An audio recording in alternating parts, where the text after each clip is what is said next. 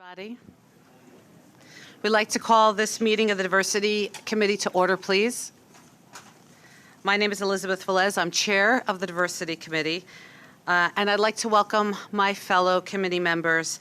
Frankie Miranda, I believe you're here calling in.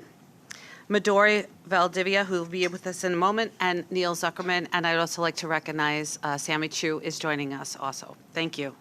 Also wanted to take a moment just to thank Frankie Miranda and just reflect on the last 24 hours. Puerto Rico has yet again been buffeted by a catastrophe 5 years after Hurricane Maria. And so I just want to recognize that for those of us that are in New York, Puerto Rico is somewhat of a sister borough in many ways. And so our thoughts and prayers are with the people in Puerto Rico, in Dominican Republic as the storm continues up the Caribbean, and then also to recognize the great work of the Hispanic Federation in what they do to get us out of yet another catastrophe. So with that being said, turning it over to you, Michael, are there any public speakers today? Good afternoon. We have two virtual members of the public registered to speak today. As a reminder, we ask that all public speakers adhere to the MTA's rules of conduct and decorum. I would also like to remind our public speakers that in the interest of time and fairness to all speakers, we limit everyone to 2 minutes. Please be aware that there will be a warning beep to remind you that you have 30 seconds to conclude your remarks. The first speaker will be Charlton De Souza, followed by Alita Dupree.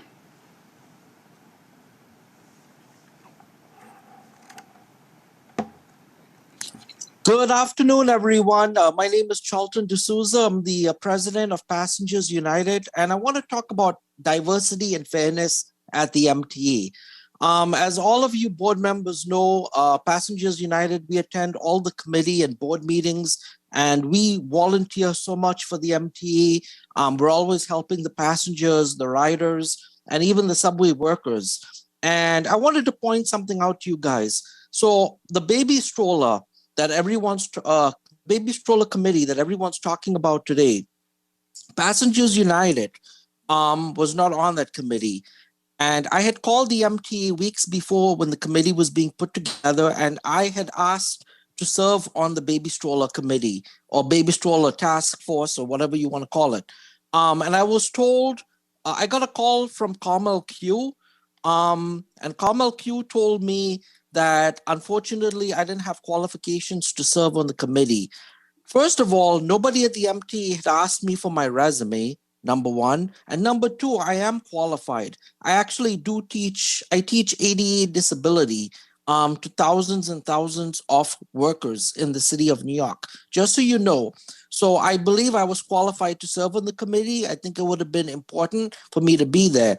And another thing that I want to stress with the MTA is I'm noticing, why is it that Betsy Plum from Riders Alliance, who's never attended an MTA board or committee meeting until today, was allowed to serve on this committee and was given the red carpet? So I feel like you guys, when making these decisions, should look at all the groups. And we also feel like we had a bus meeting and the MTA didn't physically come to our meeting, but they come to Riders Alliance events and they have press conferences with them. I don't think that's fair, guys. That needs to change. You'll need to work with all the advocates, not just the few favorites. Thank you.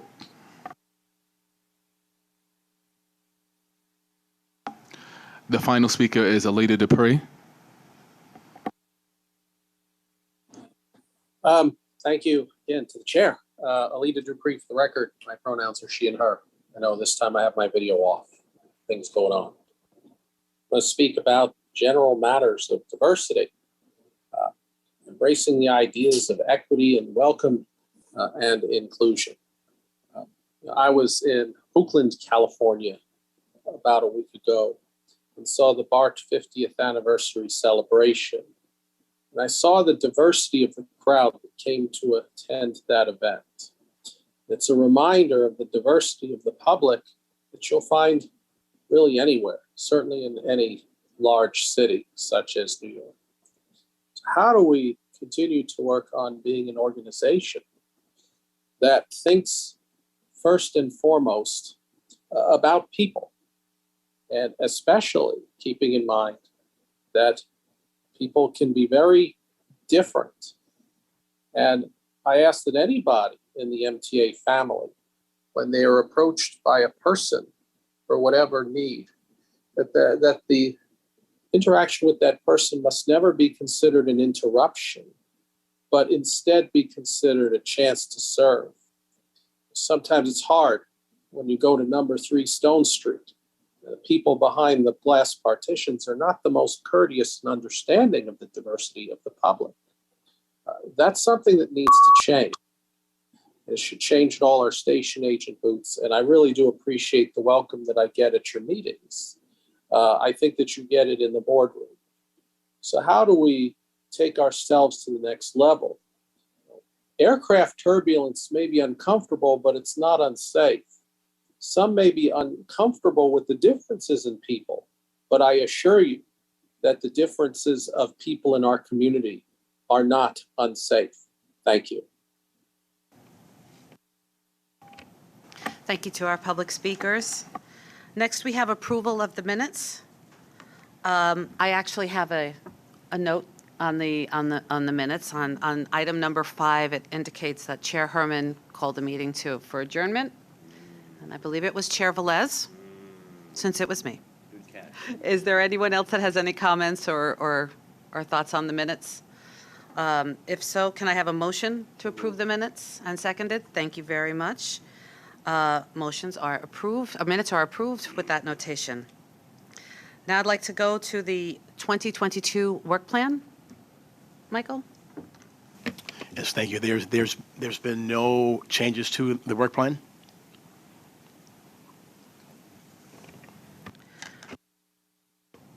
Are there any comments from our committee meetings, committee members with regard to the work plan? Okay. Michael, can you take us through your executive summary, please? Yes, absolutely, and thank you, Madam Chair.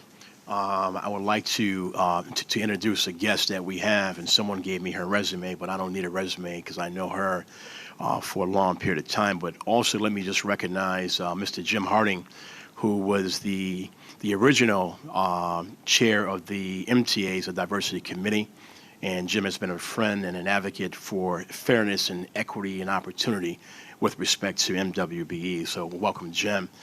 And Sandra Wilkins, we have been bound together along with Madam Chair for the past 20, 25 years in fighting once again for equity when it comes to contracting in the state government and city government and federal government.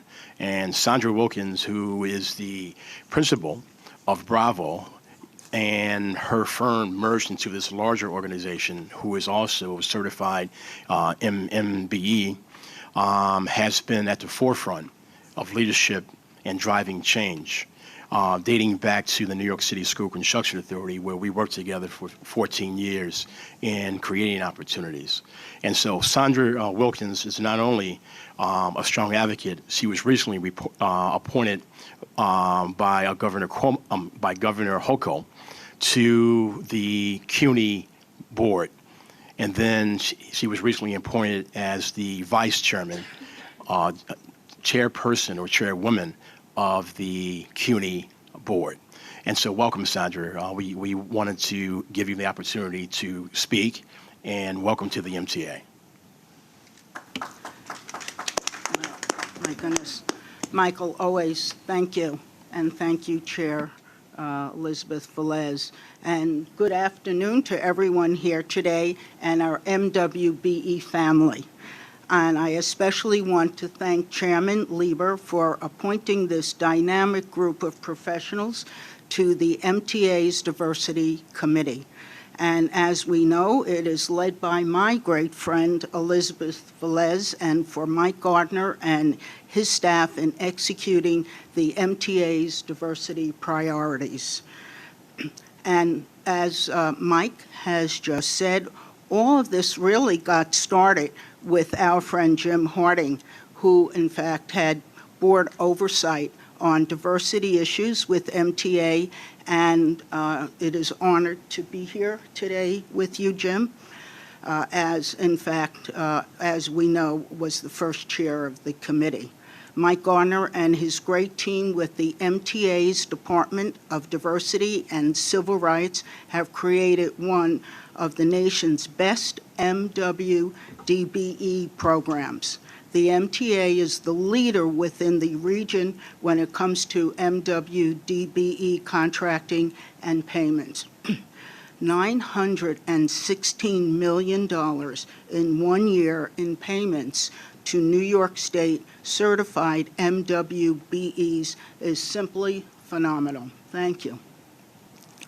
And no surprise, Crane's New York business presented Mike with its very first Chief Diversity Officer of the Year award and labeled him Michael Jordan and Wayne Gretzky of diversity. We will all remember that.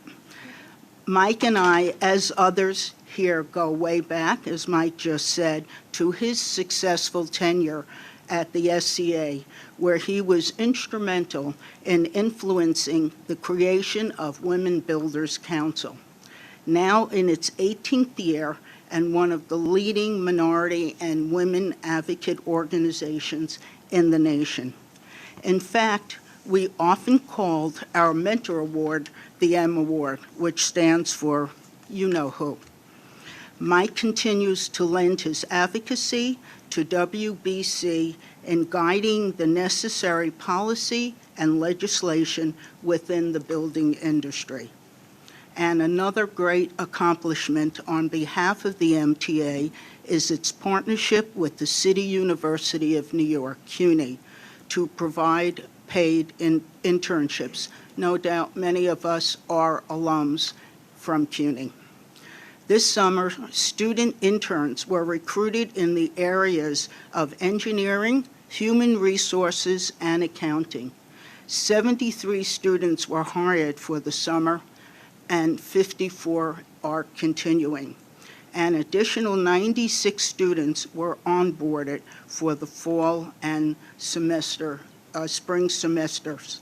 And it is good to know during her tenure, as it is, here at the MTA, Chief Administrative Officer Lisette Camillo spearheaded the creation of partnerships between the MTA and Cuny in providing our diverse population of students with these internships.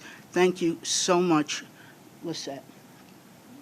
And now for the great work that is being performed in executing this internship program. Thank you, Ms. Stanford, and your staff. We are all looking forward to hearing a brief update about the program. On behalf of CUNY's Board of Trustees and Chancellery, it is to continue this wonderful partnership with the MTA as you lead the region and the nation with your excellent diversity results and know-how. Thank you.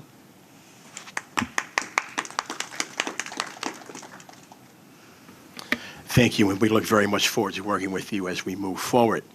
Can you turn the next page, please? Thank you. So the first fiscal year highlights, what we do is we highlight those companies who we reach out to, assist them in getting certified, and integrate them into our business practices, procurement practices. And these are some of the results from October 21 through June 30th of 2022 of some of the MWBEs who have received sizable contracts and subcontracts, both prime and subcontracts.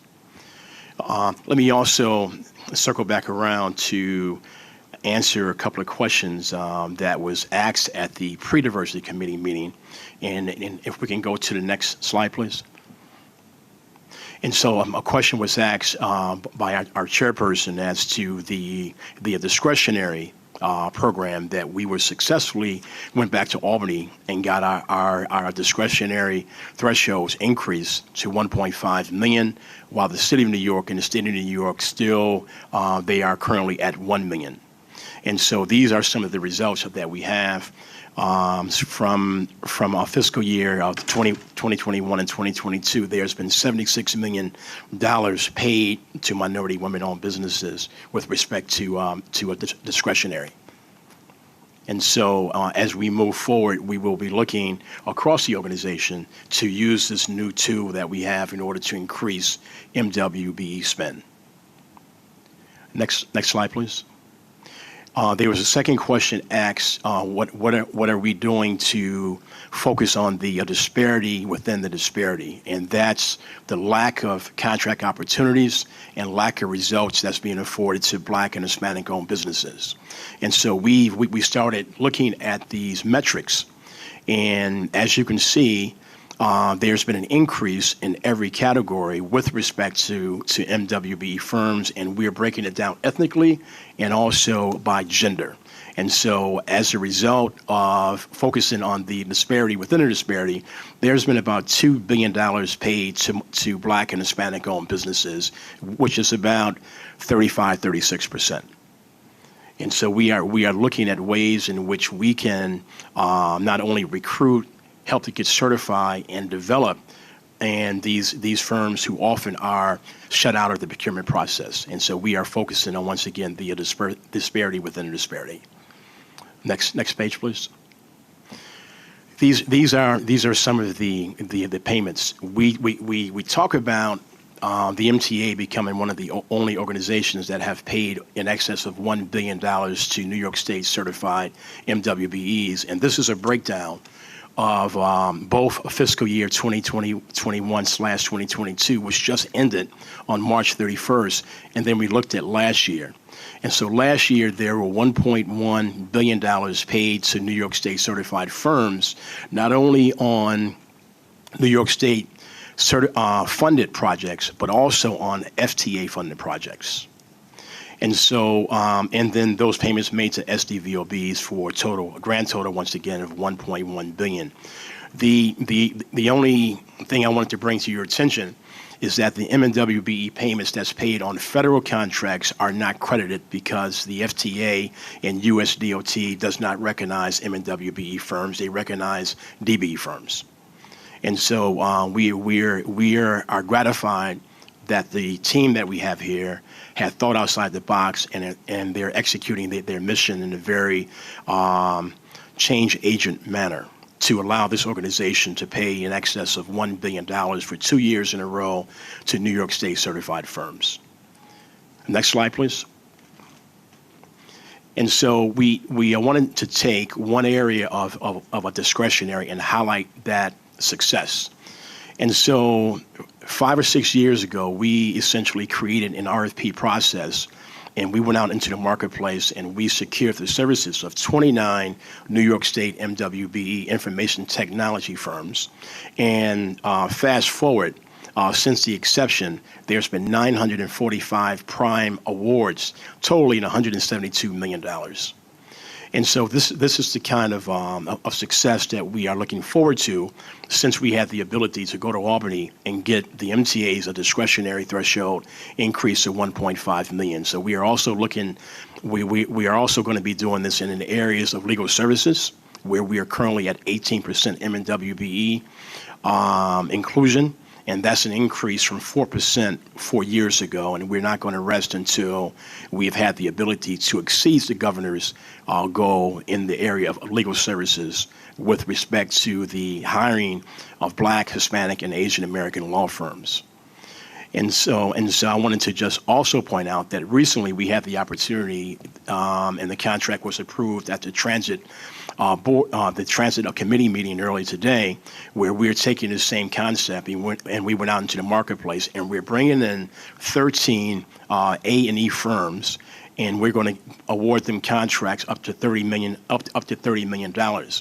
This is the result of the A&E community indicating to us that we're doing so much for contractors on the construction side, but we're not doing anything for them. So this is a first step for us to include our certified M&WBE A&E firms into this great organization. Next page, please.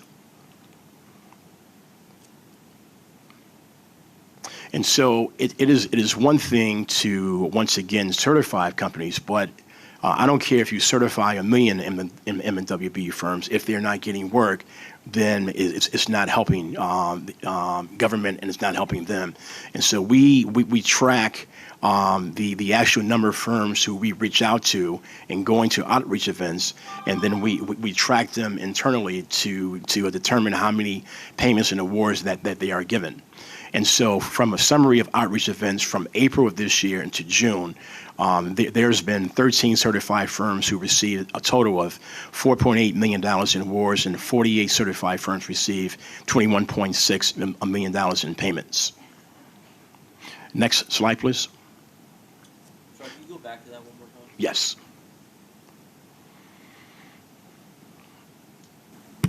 Sorry, so 13 firms out of 361 received contracts during the 3-month period you're talking about. Yes. So what's our annual, just give me a rough sense, like with 361 firms of all different capacities and skill sets and geographies, what percentage of them are doing work in a calendar year? Can you just give us a rough sense? Is it 10%, 20%, 5%? Well, if you look at the actual payments that we are paying our certified firms, 2 years ago, that was $916 million, which equated to 30.5% of our contracts that were the payments that were paid during that fiscal year. This year, that number is $826 million in payments to New York State certified firms, for an average of 32.5%. I guess, Michael, I'm asking a slightly different question. I'm not asking about the dollar amount that is being allocated to MWB firms, which is important. I'm asking about the, if you will, the fairness of spreading that money out, because ideally, all 361 firms, if they were qualified, would be sharing in that benefit, because the theory, I think, is that they're all firms that are in need of some allocation, if you will, and I may be using the wrong term. Mm-hmm. So obviously it's a competitive environment, the best should win, but if one firm, or in this case 13 firms out of 361, which to me is 3% roughly, are getting the work in a 2-month period, and they gross it up to the year, that's 12% of them. That's 88% of these firms who are not, to use your language, government is not helping them. So I would just be interested in, maybe, I'm sure we have thousands of charts on it. I'm just interested to know, like, how far into the group of qualified or accepted firms are we actually doing work? Because I would rather have many more firms getting less individual dollars than a small number all funding their great-grandchildren's, retirement, than lots of little firms getting zero. So I'd like to know how far down into the 361 we're going. Let me circle back around, and I will have the staff research that to get back to you, and I will send you an email. We can do it the next meeting. Definitely. Okay, great. Next slide, please. Great, and I'm going to turn it over to our certification, but before I do that, I just wanted to give you a quick update that we have finalized President Biden's local hiring preference program here. That language has been finalized and is currently being inserted into our contract documents. And so that program was created by the Biden administration to create employment opportunities in those areas in which we are building, or we are building.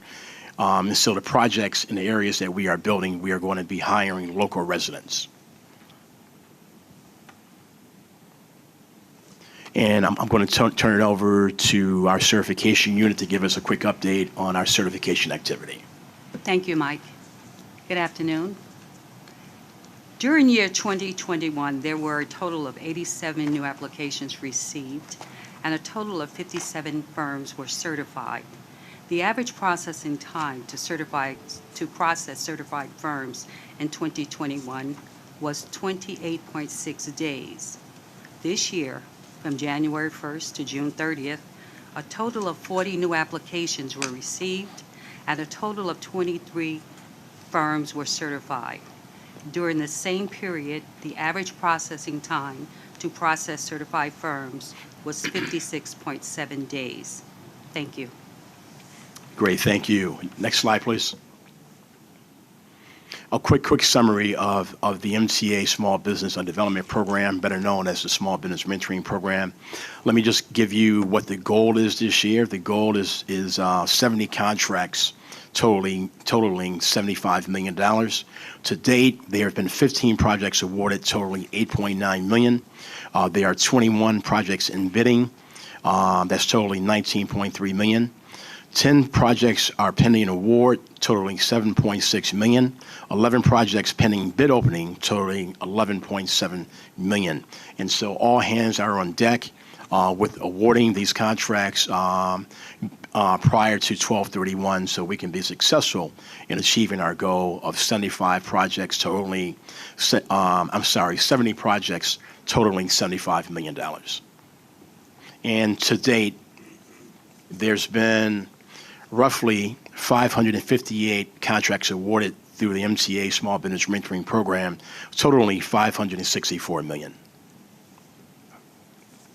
Next slide, please. Next slide. And I'm going to turn it over to Ray Burke, who's going to give us a quick overview of where we are with respect to our MW DBE contract compliance. Good afternoon. Next page, please. Next slide. Great, thank you. Okay. For the current fiscal year, first quarter of current fiscal year, state fiscal year, our overall goal is 30%. We are currently achieving 35%. Our participation is based on contract payments. In the SDVOB area, for the same time frame, the goal is 6%, and we're currently achieving 3% in the contract payment area. On the federal side, we're looking at the first half of the fiscal year, which stems from 2021 to 2022. The attainment is based on contract awards, where we're currently at 17%, in addition to payments on closed contracts, where we're currently at 19%. Next slide. I think we have a question for one of our board members. Thank you, Ray. Quick question. So as the service disabled veteran, or whatever the acronym is supposed to be, I guess I'll ask the question, why are we so far behind? Why are we half of our goal? Why are we at 3% when the goal is 6%? Is it the number of firms don't exist? Are they not qualified? Are they not bidding? Are we not reaching out? What's your view on the root cause for being 50% of goal there? Well, the number of firms in the areas of the kind of contracts that we have, it's not there yet. It's growing. You know, I think we recently, or the OGS recently achieved the 1,000 mark as far as contractors are concerned within the program. So although we're at 3%, you could also note that the actual awards during that same period is about 7%. So we're not meeting the goal as far as participation is concerned, but it looks encouraging. Okay, next slide. Currently, as far as the contract compliance unit is concerned, we're currently monitoring about 1,035 contracts for MWBE, DBE, and SDVOB compliance. During the first half of the 2022 year, we've conducted 365 site visits. We conduct site visits to rule out fraud, to make sure that our subcontractors are actually doing the work that they're subcontracted to do. That number averages about 60 site visits per month. During that same frame, we've also closed 76 contracts for an average of 12.7. Next slide. The overall status, DBE and SDVOB goals are not being met. As far as trends are concerned, MWBE participation is up, but it's downward as far as DBE and SDVOB is concerned. Our strategy for improvement is my unit works in conjunction with the business unit to expand relationships in areas, in the minority areas, veterans, women-owned and minority-owned companies, to increase the marketplace for those firms, especially in those areas where there aren't a minimum of, where there's a very small amount of firms. We also work with procurement to design smaller contracts in order to provide more prime opportunities for these firms. And we also hire additional staff to monitor these contracts and obviously address the hiring of new staff when we lose staff. Next slide, please. On the capital side, for the first half of the federal year, the goal is 20%, and we're currently achieving 6%. We've awarded, on the federal side, our participation is based on awards. So like I said, we've awarded 6%, $132 million in contract awards. But I do want to note that as far as payments during that same time frame, we've have an attainment of about 19%. On the state side, for the first quarter, we're achieving 25% against the MBE goal, which is 15%, so obviously we're exceeding the goal. On the WBE side, which the goal is also 15%, we're achieving 27%, so we're achieving the goal also in that area. SDVOB, first quarter, our payments are 2%. Next slide, please. I have a question on that last slide, if we can go back. Sure. I understand the delta between payments and awards, but on the DBE side, we have awards of $132 million, 6%, but DBE payments of 19%. Is that just payments as a percentage of total payments given for that time period? For that time period. That's where the delta is? Yes, it is. And then those payments also reflect both ongoing payments and payments on closed contracts.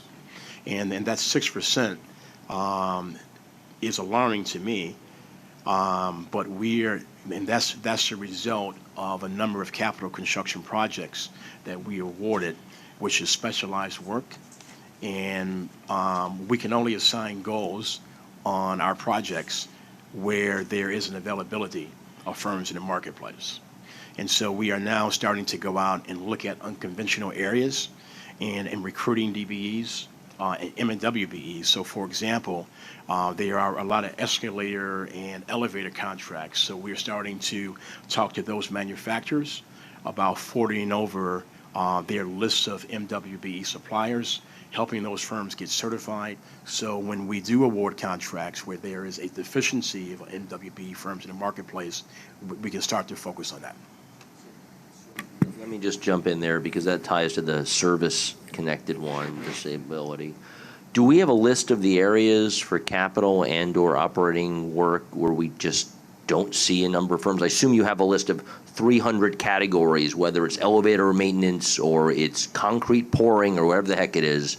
You must have a list somewhere that says we have X firms and whether X is sufficient or Y is the goal. But not that we can do anything, but I think that would be a good technique to see all these topic areas or expertise areas and where there is a surfight and where there is an imbalance. So could we see something like that? Yes, certainly. I mean, they say that great minds think alike, and Chairman Lieber asked us the same question last week.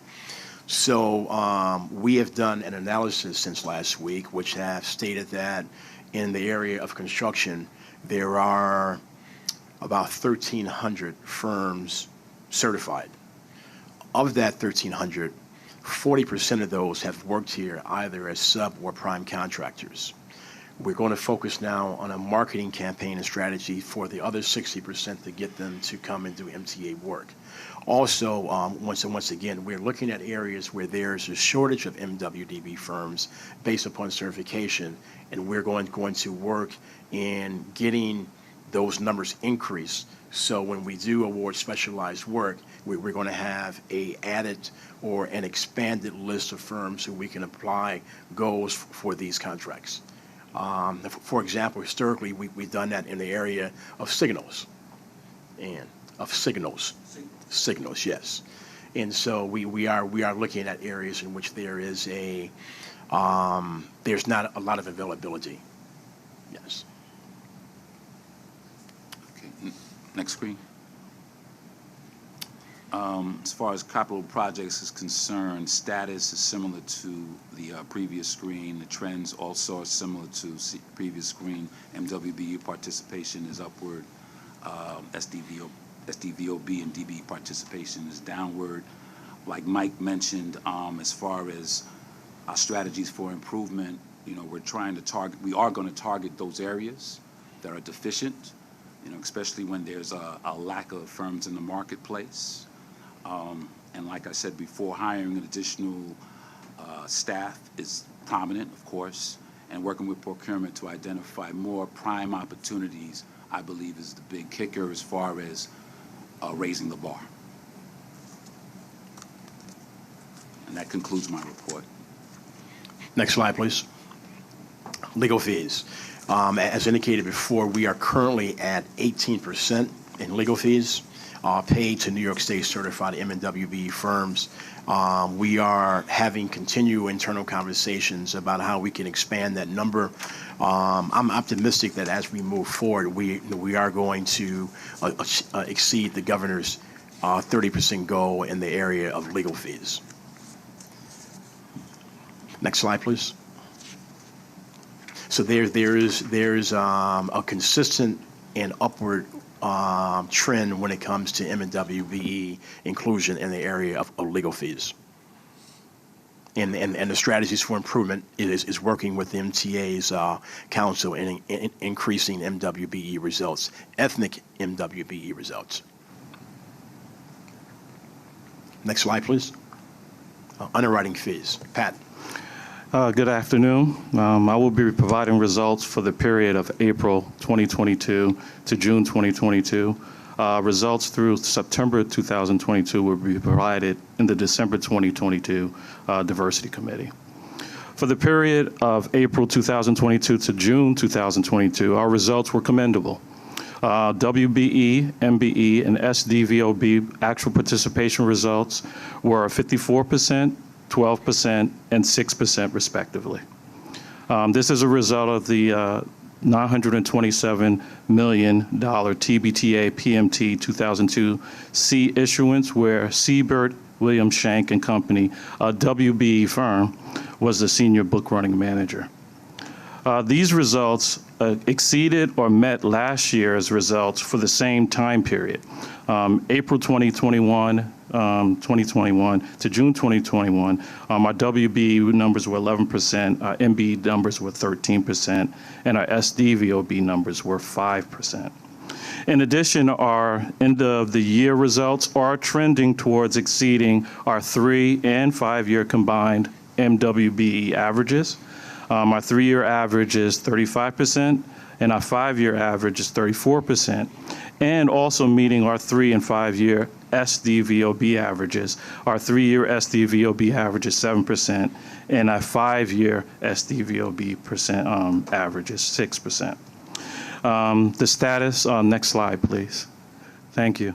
The status of our MBE goals are not being met is primarily due to the rotations of our senior managers in our underwriting syndicate on our transactions.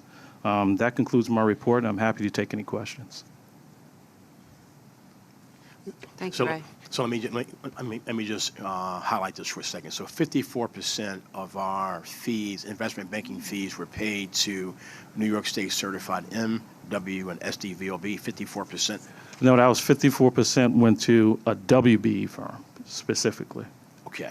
Yeah, so in total for MWBs, it was for that time period was 66%. 66%. So 66% of all of our fees paid during that time period went to certified firms. That's correct. 66%. That's correct. Right.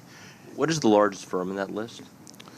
The largest firm, largest MWB In terms firm, of recipient of fees, who's the number one in that list that you've? for that period of Siebert, William Shank.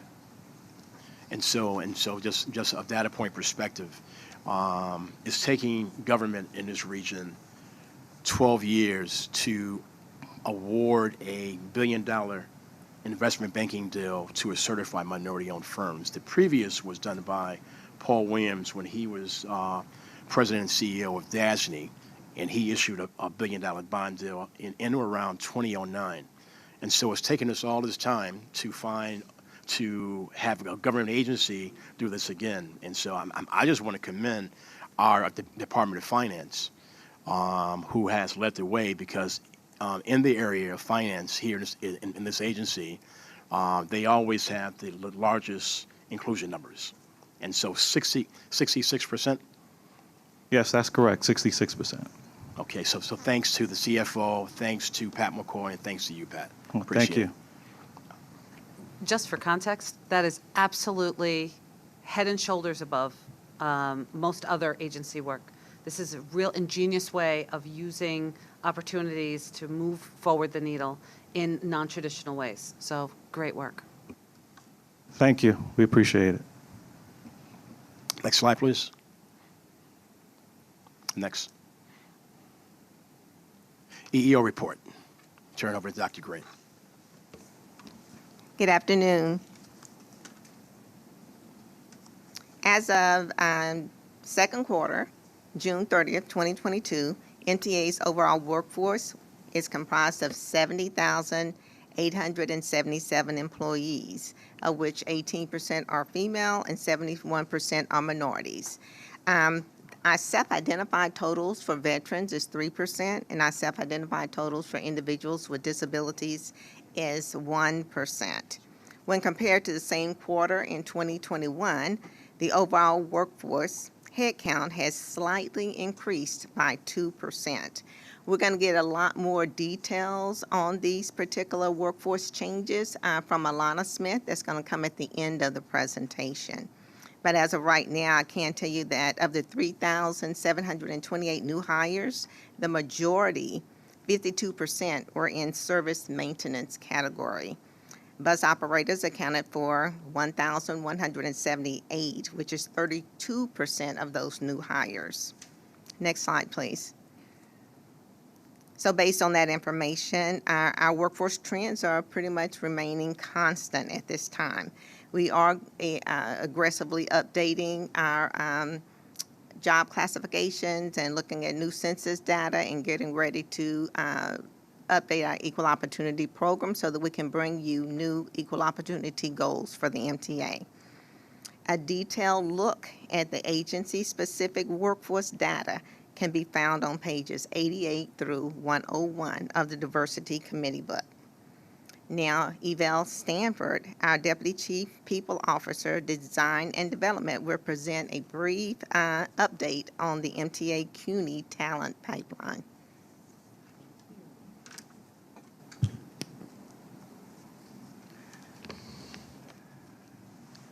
Next slide.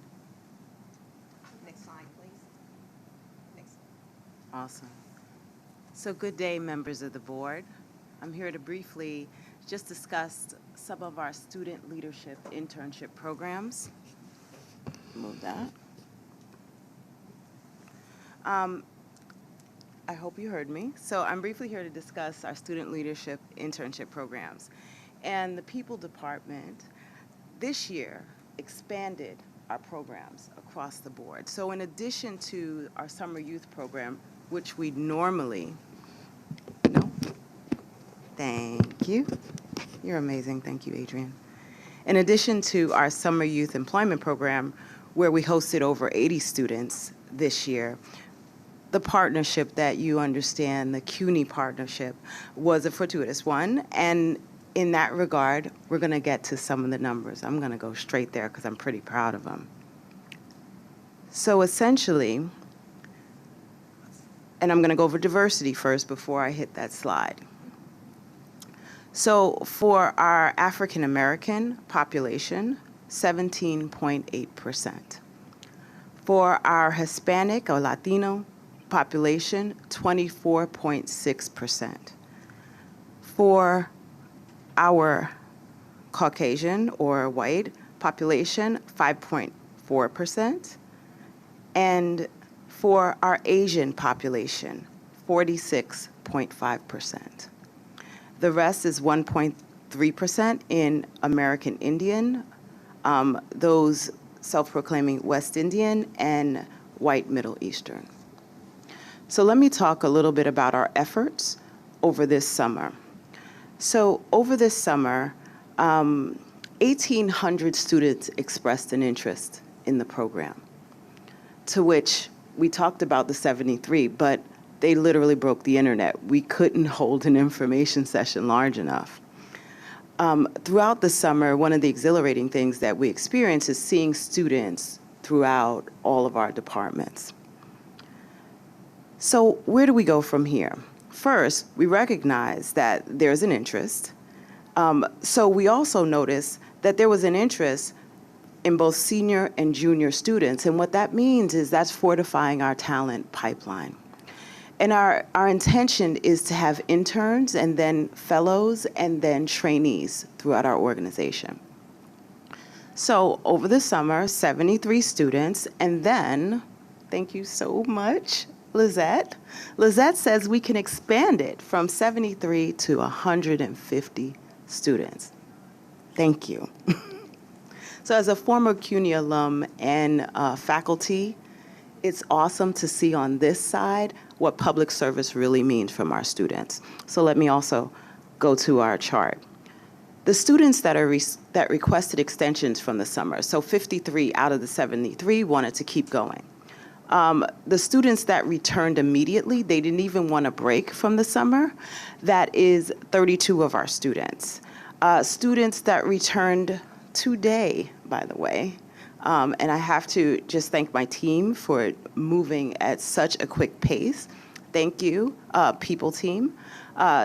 We have new students starting today, 21 of them, and then we're going to phase in to the 150 over the next month. So every week we will be bringing new students in. So thank you, thank you, thank you. And that's it. Thank you. Thank you so much, Yvelle. Next slide, please. We're going to now turn to Barbara Cockfield. She's our new Senior Director for D&I Initiatives, and she's going to kind of talk to you about our D&I initiatives and some of the things that our ERG group is doing. Welcome, Barbara. Thank you, Dr. Green. Good afternoon, everybody. I'm really excited to be here, and as Dr. Green said, my name is Barbara Cockfield, and I have been working in the field of diversity for close to 20 years. Most recently, I worked at Russell Sage College, where I was the Director of Diversity, Equity, Inclusion in Albany and Troy. Before that, I worked in the SUNY system, and immediately previous to that, I worked for the state of Florida for 21 years at a multi-campus institution with over 45,000 students as the district program manager for diversity, equity, and inclusion in special programs. So I'm really excited to bring some of those skills here, and I'm really excited to be here and joining the MTA organization. Some of the initial initiatives that I wanted to establish here would be a diversity corner, diversity exchange, highlighted on a diversity page on the website. Also, a calendar recognizing cultural, civic, and religious observances for all MTA employees. My initial priority from the time I began a month ago was to meet all the leaders of the employee resource groups, which I'm happy to see I was able to do. I'm really eager to build upon the current all-agency ERG program, as well as to continue to foster a positive, inclusive, and respectful environment for all. Most of our employee resource groups held events, workshops, and commemorations during the second quarter, and I would like to share with you our ERGs in motion. So in March, Empowering Women in Transportation held a series of events that hosted over 100 employees centered on women providing healing and promoting hope, such as celebrating the women of MTA and cultivating your career and personal brand with Terry Rumpf, Acting Chief Officer, Subways Rail and Control. In April, Pride Express facilitated a lunch and learn that featured an engaging game focused on educating and bringing awareness to important and famous members of the LGBTQ+ community. Also, the first all-agency ERG recruitment membership drive was held this past May, and over 700 of our employees joined one or more of the 9 employee resources group. Membership drives were held at all the agencies. They were held at different shifts to accommodate all employees, and the membership drives were unique to each of the agencies. Thank you, Barbara. We have a couple of more slides. We had all of the ERG groups really aggressively doing a lot of activities, but we only have 7 more minutes. So I'm going to move on now to Alana to go on. Can you go up a couple of slides? Next slide. Next slide. There you go. We're going to start here with Alana. She's going to give about 3 minutes to go over the next 3 slides. Is it on? Yeah. Good afternoon to all of the distinguished members of the board. Though I have attended in the past, I'm excited to be able to present to you in my new capacity. Looking at slide 8, this is a comparison of mid-year 2021 to 2022. And what you can see for most of the racial and ethnic groups to the right has had an increase in their population, with the exception of whites, which is on the left. That was a reduction of about 505 for the white population, and a 5.6 decrease for the Native Hawaiian Pacific Islanders, which was about 2 persons. The net decrease was about 2. You can go to the next slide, please. Thank you.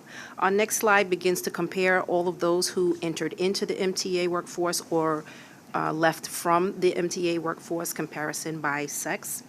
And while our female hires at 22% of all of the hires during this 6-month period, it outpaced the 18% female representation in our workforce that was mentioned earlier. That proportion, however, though, of females that are separated in the organization was also 22%, yet that particular number is 533 out of the 2,400. So still you can see that there are less females who left from the organization in a raw number versus those who did come in. The overall workforce growth resulted in a net gain of 303 females and 1,025 male employees. We had 11 female veterans hired, 7 female veterans separated during the second quarter, ending June 30th, 22. Next slide, please. Thank you. Of the 2,400 separations that we've had, itemized by separation type, the top separation classifications that occurred were about 55% for retirements, 29% for resignations, and 15% for dismissals and terminations. While minority ethnic groups represent the most hires, 80% of all who came into MTA, the blacks represent and remain the largest proportion of those who were hired, 42%, and those who left, which was 40% of those leaving the MTA.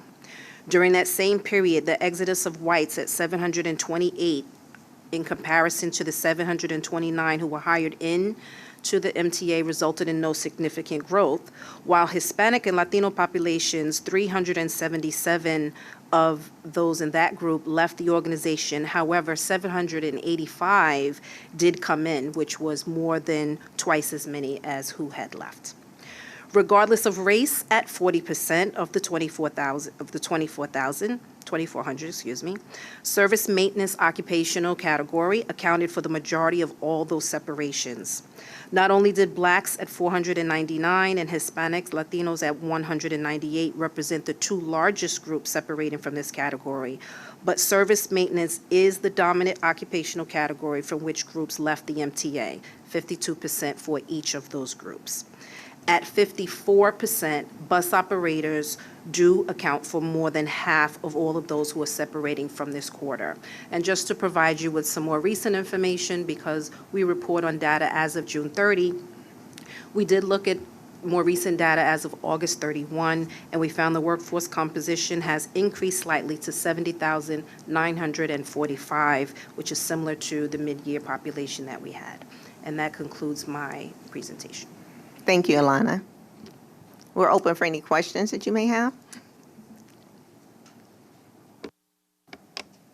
I think my only comment is obviously a lot of great work has been done on the MWB front. I'm very excited about the Cuny internship program. I think it's excellent. I know it's something that Michael has been working on and has wanted there to be kind of that substantial step forward. And so, you know, thanks to the Chief Administrative Officer and the HR team. And I do want to give a shout out to the ERGs, because when I was at the MTA, the ERGs were really embedded in the agency. So to see it open up to everybody is really, really exciting. So thank you all for all of your work. So that concludes our presentation. I'm going to turn it back over to Madam Chair. Thank you very much. And Midori, I echo everything that you're saying. First, I want to say special thanks to our special guest today, Sandra Wilkin, Vice Chair of CUNY, as well as Jim Harding. godfather of diversity, I think, at the MTA. Our presentation today, what we've heard, really underscores that by expediting and increasing certification, by creating unique opportunities and using all the tools in our toolbox, especially discretionary spend, and developing our workforce through a number of really unique initiatives, we're out front for not only New York City, not only New York State, but this region. And I think, speaking on behalf of our board here, our committee, we're looking forward to pushing farther and harder to achieve more. Thank you very much. Great. And With that being said, last but not least, let me just thank the staff. Oh, yeah. The diversity staff that really go over and above. And I was here on Saturday at about 4 o'clock, and to my surprise, David Singh was here. And so you really you can't buy dedication, and this staff is hardworking. wonderful, yes, absolutely. May I have a motion to adjourn? A second? We got two here. Thank you. Thank you, everybody.